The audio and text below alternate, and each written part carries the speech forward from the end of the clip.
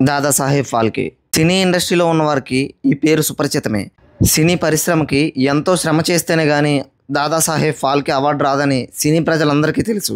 అసలు ఈ దాదాసాహెబ్ ఫాల్కే అనేవారు ఎవరు?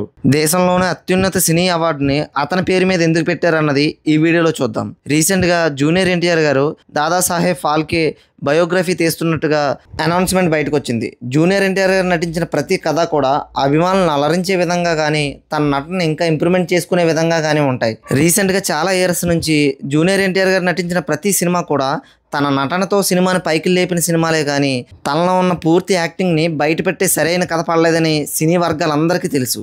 కానీ ఈ సినిమా మాత్రం తనలో ఉన్న యాక్టింగ్ని బయట పెట్టగలిగే సత్తా ఉన్న స్టోరీ అని చాలామంది మాట్లాడుతున్నారు. అసలు ఈ దాదాసాహెబ్ ఫాల్కే గారి గురించి మనం ఎంతో కొంత తెలుసుకుంటేనే కానీ ఈ కథలో ఉన్న సత్తా ఏంటో మనందరికీ తెలియదు. అసలు భారతీయ ప్రజలకు సినిమా అనే పదం ఎలా తెలిసింది? మొట్టమొదటి సినిమా ఎవరు తీశారు? దాదాసాహెబ్ ఫాల్కే గారికి సినిమాకి ఉన్న సంబంధం ఏంటి? ఆయన జీవితంలో ఎటువంటి ఒడిదుడుకులను ఎదుర్కొన్నారు?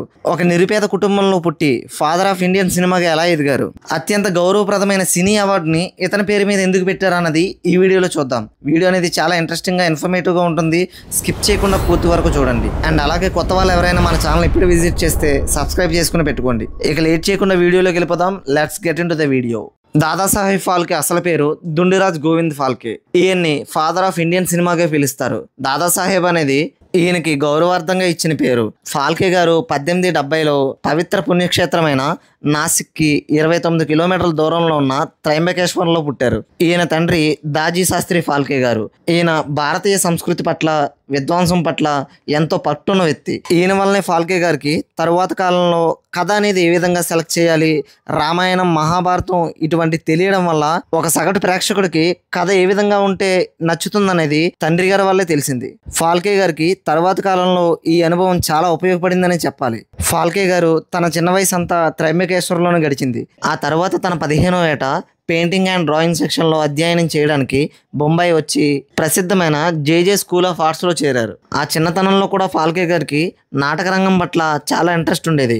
అప్పుడప్పుడు చిన్న చిన్న నాటకాల్లో కూడా పాల్గొంటూ ఉండేవారు. ఆ తర్వాత మిగిలిన చదువును పూర్తి చేయడానికి వాళ్ళ అన్నయ్యతో కలిపి ఫాల్కే గారు బరోడా వెళ్లాల్సి వచ్చింది. అక్కడే కళాభవన్లో ఉన్న ప్రిన్సిపల్ ప్రొఫెసర్ గర్జర్ని కలిశారు. ఫాల్కే గారిలో ఉన్న talent, artistic mind set professor గర్జర్ గారికి ఈ టైంలోనే తెలిసాయి. 20 ఏళ్లకే ఒక కెమెరాను కొని ఫాల్కే గారు ఫోటోలు తీయడం మొదలుపెట్టారు. దీంతో ఫాల్కే గారికి ప్రొఫెసర్ గర్జర్ గారికి ఉన్న ఆ చనువుతో కళాభవన్లో ఉన్న ఫోటో స్టూడియోని వాడుకోమని ప్రొఫెసర్ గర్జర్ ఫాల్కే గారికి చెప్పారు. నిజానికి చెప్పాలంటే ఈ కళాభవన్లో నేర్చుకున్న కొన్ని అనుభవాలే నన్ను ఒక మంచి దర్శకుడిగా తీర్చిదిద్దాయని చాలాసార్లు దాదాసాహెబ్ ఫాల్కే గారు అన్నారు. ఫాల్కే గారి కుటుంబం పేదవారనే చెప్పాలి. కళాభవన్ వదిలి వెళ్ళిన తర్వాత ఆయన జీవితం చాలా కఠినంగా మారింది. బ్రతుకు తెరువు కోసం ఫోటోగ్రఫీ, వేదికల మీద నేపథ్యం, స్క్రీన్ ప్లే రన్ చేయడం ఇలాంటివన్నీ చేస్తూ ఉండేవారు. ఫాల్కే గారు తన 33వ ఏట ఇండియన్ గవర్నమెంట్కి సంబంధించిన పురావస్తు శాఖలో ఫోటోగ్రాఫర్గా జాయిన్ అయ్యారు. గవర్నమెంట్ జాబు, నెల నెల జీతం, ఎవరో ప్రశ్నించిన ఉద్యోగం. కానీ ఇవేవి కూడా తనకు సాటిస్ఫాక్షన్ కల్పించలేదు. అందుకే ఆ ఉద్యోగానికి రాజీనామా చేసేశారు. ఫాల్కే గారికి చాలా రోజుల నుంచి ఒక వ్యాపారం మొదలు పెట్టాలని చెప్పి ఆలోచన ఉండేదంట. అందుకే ముంబైకి కొంత దూరంలో ఉన్న ఒక ఏరియాలో ఒక ప్రింటింగ్ ప్రెస్ స్టార్ట్ చేశారు. ప్రింటింగ్ ప్రెస్ లో కూడా తనకుండే టాలెంట్తో చాలా నాణ్యతతో కూడిన వర్క్ అందించేవారు. దీంతో వ్యాపారం అభివృద్ధి చెందడం మొదలుపెట్టింది. తనతో పాటు కొంతమంది భాగస్వాములను చేర్చుకొని వ్యాపారాన్ని పెంచుకోవడం మొదలుపెట్టారు. ఫాల్కే గారు తన 39వ ఏట 1909లో జర్మనీ వెళ్లి ప్రింటింగ్ ప్రెస్ కావలసిన అధునాతనమైన మిషనరీని కొనుక్కున్నారు. ఫాల్కే గారి టాలెంట్, ఈ మిషనరీ, ఈ రెండూ కలిపి ప్రింటింగ్ ప్రెస్ ని ఒక రేంజ్ లో నిలబెట్టాయనే చెప్పాలి. ఆ ప్రింటింగ్ ప్రెస్ నుంచి ఫాల్కే గారు అనుకున్న దానికంటే చాలా ఎక్కువ డబ్బులు రాబట్టడం మొదలుపెట్టింది. ఇదే క్రమంలో భాగస్వామ్యం నుంచి వ్యతిరేకత కూడా మొదలైంది. డబ్బు ఏ మనిషిని కుదురుగా ఉంచదు కదా. అందుకనే ఫాల్కే గారు ఆ ప్రింటింగ్ ప్రెస్ ని వాళ్ళకే వదిలేసి అక్కడి నుంచి బయటకు వచ్చేసారు. కానీ చాలా ఆలోచించి ఇష్టపడి పెట్టుకున్న ఈ ప్రింటింగ్ ప్రెస్ ను వదిలేయడం, తన టైం, సాక్రిఫైసెస్, ఇన్వెస్ట్మెంట్స్ మొత్తం అన్ని కూడా ఈ ప్రింటింగ్ ప్రెస్ మీద పెట్టడం వల్ల దీన్ని వదిలేసిన తర్వాత ఫాల్కే గారు చాలా బాధకు గురయ్యారంట. కానీ లైఫ్ ఏ మనిషిని ఏ విధంగా మారుస్తుందో మనం ఎవరో చెప్పలేం కదా. ఇదే టైంలో 1910లో ముంబైలో శాండ్ హ్యారెస్ట్ రోడ్లో క్రీస్తు జననం అనే సినిమాని ప్లే చేయడం మొదలుపెట్టారు. ఈ సినిమాని ఫాల్కే గారు చూడడం కూడా జరిగింది. ఆ సినిమా చూస్తున్నంతసేపు ఫాల్కే గారి మదిలో ఏదో కలకలం. మనం ఎందుకు ఇలాంటి సినిమా తీయలేకపోతున్నాం, ఇలాంటివి మనం ఎందుకు రన్ చేయలేకపోతున్నామని ఫాల్కే గారి మదిలో అనిపించిందంట. అదే రోజు ఆ సినిమాని రెండోసారి కూడా చూశారంట. అది చూస్తున్నంతసేపు తన మదిలో రామాయణం, మహాభారతం, రాముడు, కృష్ణుడు ఇలాంటి క్యారెక్టర్స్ అన్నీ తన మదిలో మెదిలేవంట. నిజానికి చెప్పాలంటే ఆ రోజే ఇండియన్ సినిమాకి మొదటి అడుగు పడిందని చెప్పాలి. ఇక ఆ రోజు నుంచి ఏ సినిమా థియేటర్లోకి వచ్చినా సరే తప్పకుండా చూసేవారు. ఎందుకంటే సినిమా చూడడం కాదు, దాన్ని ఏ విధంగా ఎడిటింగ్ చేస్తున్నారు, స్క్రీన్ ప్లే ఎలా రన్ చేస్తున్నారు, ఫ్రేమ్కి మధ్య ఎటువంటి జాగ్రత్తలు తీసుకుంటున్నారు, ఇవన్నీ కూడా తెలుసుకోవడానికి ప్రతి సినిమా కూడా 1-2 సార్లు చూసి మరీ తెలుసుకునేవారు. ఎలాగైనా సరే ఒక సినిమా తీయాలి, అది కూడా మనందరికీ తెలిసిన కథని, భారతీయులకి మనసులకు అద్దుకునే కథని తీయాలని చెప్పి అప్పుడే ఆయన నిశ్చయించుకున్నారు. కానీ ఒక సినిమా తీయడం అంటే నార్మల్ విషయమా? డబ్బు కావాలి, ఎంతోమంది మనుషులు సహకారం కావాలి, ఇవన్నీ కూడా నాతో సాధ్యమవుతుందా లేదా అని చాలా సతమతం అవుతుండేవారంట. నిజానికి చెప్పాలంటే ఆ రోజుల్లో 3 గంటలకు మించి సరిగ్గా పడుకునేవారు కూడా కాదంట.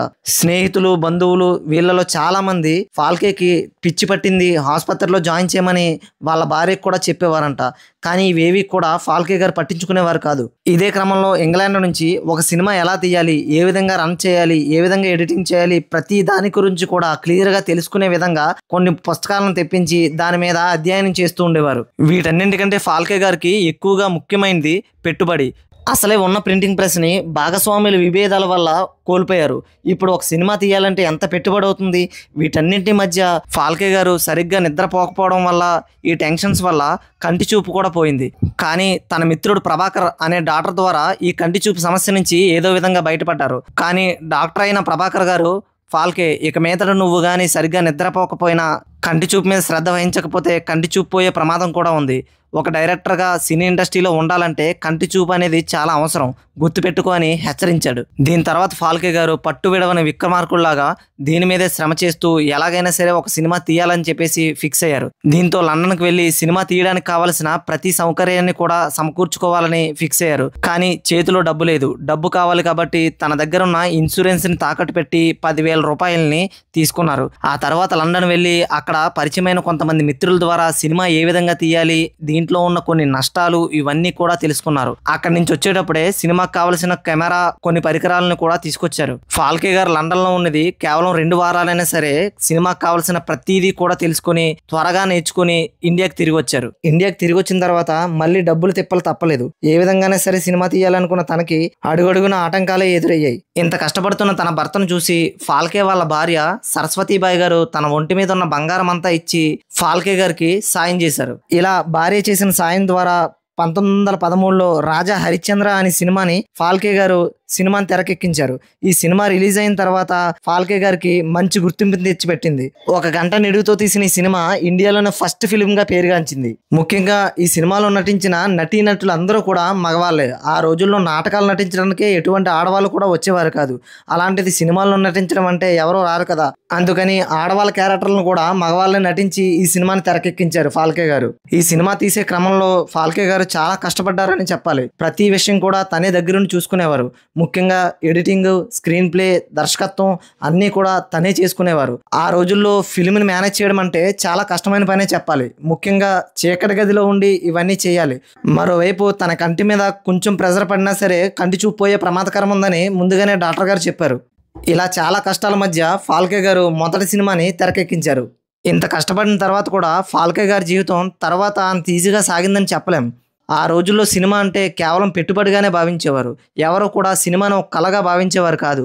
ఫాల్కే గారు 95 ఫుల్ లెంత్ సినిమాలు, 27 షార్ట్ లెంత్ ఫిల్మ్స్ చేశారు. వీటిలో ప్రతి సినిమాకి కూడా కష్టాలను ఎదుర్కొంటూనే ఉన్నారు. ఫాల్కే గారు తీసిన ముఖ్యమైన సినిమాల్లో 1913లో తీసిన మోహిని భస్మాసుర, 1914 చూసిన సత్యవాన్ సావిత్రి, 1917లో తీసిన లంకా దహన్, 1918లో తీసిన శ్రీకృష్ణ జననం, 1919లో తీసిన కాళీయమర్దన్ లాంటివి మంచి పేరుని తీసుకొచ్చి పెట్టాయి. అప్పట్లో ఆయన అంత కష్టపడ్డారు కాబట్టి ఇప్పటికీ కూడా ఫాదర్ ఆఫ్ ది ఇండియన్ సినిమాగా ప్రతి సినీ నటుడు కూడా గుర్తించుకుంటారు. భారతీయ సినీ ఇండస్ట్రీకి దాదాసాహెబ్ ఫాల్కే గారు చేసిన సేవ చిరస్మరణీయమని చెప్పాలి. ఇలా 1944లో ఫిబ్రవరి 16వ తారీఖున నాసిక్లో ఫాల్కే గారు చనిపోయారు. ఆయన చనిపోయి దాదాపు 8 దశాబ్దాలు దాటినా సరే భారతీయ చలనచిత్ర రంగం ఆయన ఇంకా మర్చిపోలేదు. ఆయన పేరును గుర్తించుకుంటూ ప్రతి సంవత్సరం ఇండియన్ ప్రెసిడెంట్ గారు దాదాసాహెబ్ ఫాల్కే అవార్డుని ఇప్పటికే అందిస్తారు. ఈ అవార్డుని ఇండస్ట్రీకి చేసిన సేవను గుర్తిస్తూ ఎవ్రీ ఇయర్ కూడా నేషనల్ ఫిల్మ్ అవార్డు సెరమనీలో దాదాసాహెబ్ ఫాల్కే అవార్డుని అందిస్తారు. ఈ అవార్డ్స్ని 1969లో స్టార్ట్ చేశారు. మన తెలుగు వాళ్ళలో చూస్తే అక్కినేని నాగేశ్వరరావు గారు 1990లో, కె విశ్వనాథ్ గారు 2016లో ఈ అవార్డుని అందుకున్నారు. ఇప్పటికీ కూడా highest honour of the Indian సినిమాగా ఈ అవార్డునే పరిగణిస్తారు. ఇప్పటి వరకు మేము మీకు ఎక్స్ప్లెయిన్ చేసింది ఫాల్కే గారి జీవిత చరిత్రలో కేవలం చిన్న పార్ట్ మాత్రమే. కానీ అతని జీవితంలో జరిగిన ఎన్నో గుండెలను కదిపేసే సంఘటనలు ఇంకా ఉన్నాయి. వాటన్నింటినీ కూడా జూనియర్ ఎన్టీఆర్ గారు నటించబోయే నెక్స్ట్ మూవీలో మనం చూడాలని ఆశిద్దాం. సో ఇది గైస్ ఇవాళ వీడియో. హోప్ఫుల్లీ మీకు నచ్చిందని అనుకుంటున్నాను. దాదాసాహెబ్ ఫాల్కే గారి మీద మీ అభిప్రాయం ఏంటనేది కింద కామెంట్ బాక్స్లో రాయండి. కొత్త వాళ్ళు ఎవరైనా మన ఛానల్ ఇప్పుడే విజిట్ చేస్తే సబ్స్క్రైబ్ చేసుకుని పెట్టుకోండి. మరొక మంచి వీడియోతో మీ ముందుకు వస్తాను. అప్పటి వరకు stay tune. Bye, have a good day.